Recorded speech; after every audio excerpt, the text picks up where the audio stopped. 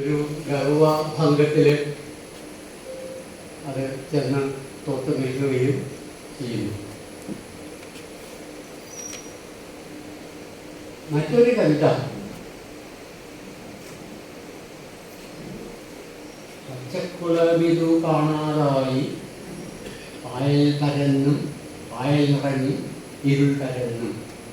പ്രശസ്തം എന്ന് ഞാൻ സൂചിപ്പിക്കുന്നത്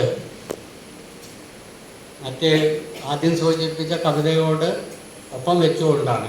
മറ്റേ കവിത എടശ്ശേരിയുടെ വലിയ കവിതകളിൽ, ഏറ്റവും വലിയ കവിതകളിൽ ചേർത്ത് വയ്ക്കുമ്പോൾ അതിലുണ്ടാവുന്നതാണ് ആദ്യത്തെ കവിത. പക്ഷേ എന്തുകൊണ്ട് അധികം ശ്രദ്ധിക്കപ്പെടാതെ, അധികം ആദരിക്കപ്പെടാതെ, അധികം പഠിക്കപ്പെടാതെ, എങ്ങനെ പറയട്ടെ, അധികം പഠിക്കപ്പെടാതെ പോയ കവിതയാണത് എന്ന് ഞാൻ സൂചിപ്പിച്ചു. രണ്ടാമത്തെ കവിതയിൽ ഈ പച്ചക്കുളം എന്ന് പറഞ്ഞ് തുടങ്ങുന്ന കവിത, ഇവിടെയും ഒരു വാതിൽ തുറക്കലാണ് ഈ പച്ച. പക്ഷേ ആ തുറക്കുന്നത്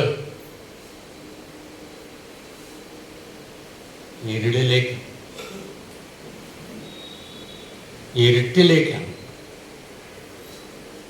വേദനയിലേക്കാണ്,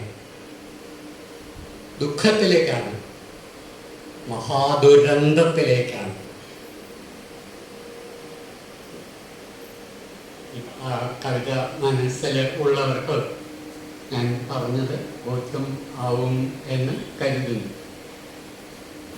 അത് വിശദീകരിച്ച് ബോധ്യപ്പെടുത്താൻ ഈ സന്ദർഭം ഞാൻ ഉപയോഗിക്കുകയും ഇല്ല.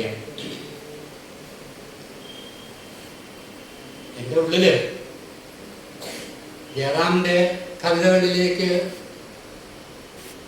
കവിതകളിലെ പച്ചപ്പിനെ കുറിച്ച് ഓർത്തപ്പോൾ നേരത്തെ അത് സൂചിപ്പിച്ചതുപോലെ കാർഷിക രംഗവും അല്ലെങ്കിൽ കൃഷിയും മണ്ണും കൃഷിയും ആയി ആത്മബന്ധം പുലർത്തുന്ന കവിയാണ്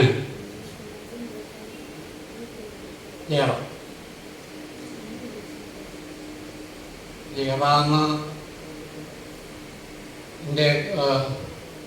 ഏറ്റവും വലിയ വേദന എനിക്ക് തോന്നിയിട്ടുള്ളത്, നാം